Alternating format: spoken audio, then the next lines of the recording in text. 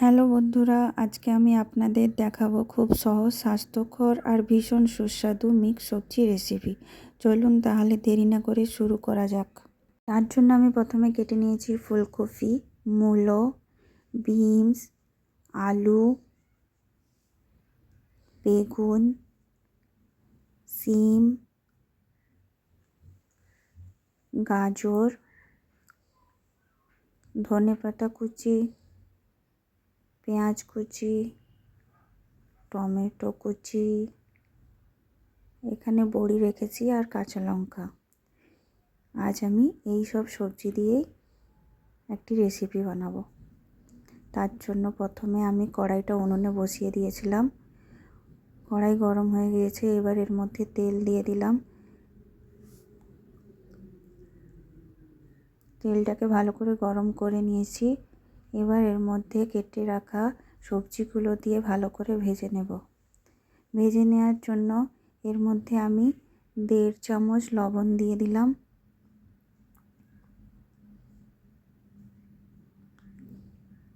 1 চামচ হলুদ গুঁড়ো দিয়ে দিলাম, দিয়ে ভালো করে ভেজে নেব।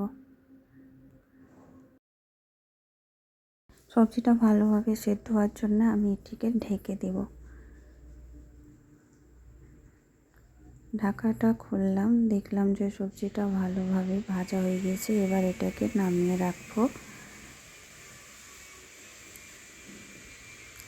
দেখুন সবজিটা ভালোভাবে ভাজা হয়ে গিয়েছে, এভাবে আপনারাও ভেজে নেবেন। এবারে আমি বড়িগুলোকে কড়াইতে ভেজে নেব। বড়িগুলো লাল হয়ে গেলে আমি এগুলোকে তুলে রেখে দেব। দেখুন বড়িগুলো লাল হয়ে গেছে, এবার আমি এগুলোকে তুলে রাখছি।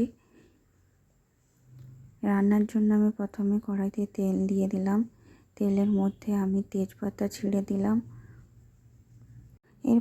এর মধ্যে 2টো শুকনো লঙ্কাকে ছিঁড়ে দিয়েছি, এগুলোকে একটু ভেজে নেব। ভাজা হয়ে যাওয়ার পর এর মধ্যে 5 ফোড়ন দিয়ে দিলাম। 5 ফোড়নটাকে বেশি পুড়িয়ে দেব না। এবার এর মধ্যে পেঁয়াজ দিয়ে দেব, দিয়ে পেঁয়াজগুলোকে ভালোভাবে তেলের সঙ্গে ভেজে নেব। পেঁয়াজগুলো হালকা ভাজা হয়ে এসেছে, এর মধ্যে আমি আদা রসুন বাটা দেব, দিয়ে ভালো করে আদা রসুনটাকেও ভালোভাবে পেঁয়াজের সঙ্গে ভেজে নিয়েছি। এবার এর মধ্যে জিরে ধনে গুঁড়ো দিয়ে মশলাটাকে ভেজে নেব। মশলাটা যাতে পুড়ে না যায় এর মধ্যে সামান্য জল দিয়ে দিচ্ছি।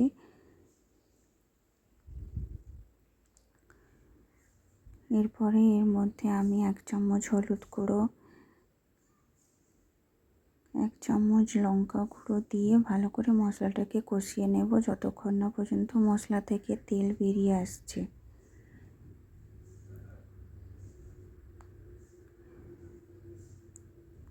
ধীরে ধীরে মশলা থেকে তেলগুলো বেরিয়ে আসছে। দেখুন পুরো তেলগুলো ভালোভাবে মশলা থেকে বেরিয়ে গেছে। এবারে আমি এর মধ্যে ভেজে রাখা সবজিগুলো দিয়ে দেব, দিয়ে ভালো করে মশলার সঙ্গে কষিয়ে নিতে থাকবো।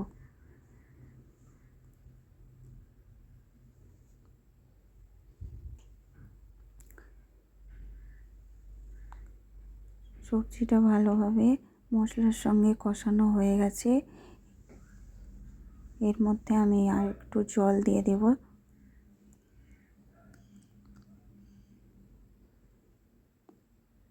জল দিয়ে একে সেদ্ধ হতে দেব।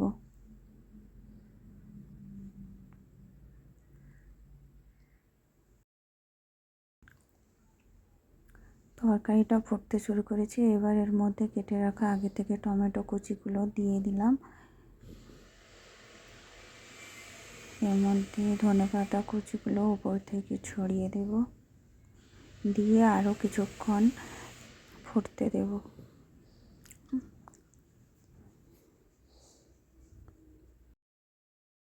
দেখুন তরকারিটা ভালোভাবে ফুটে গিয়েছে।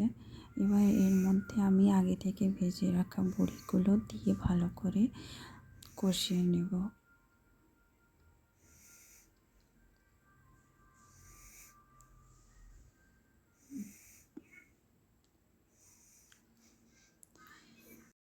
সবজিটা প্রায় হয়ে এসছে, কিন্তু যতক্ষণ না জলটা শুকিয়ে যাবে ততক্ষণ আমি সবজিটাকে আরও কষাতে থাকবো।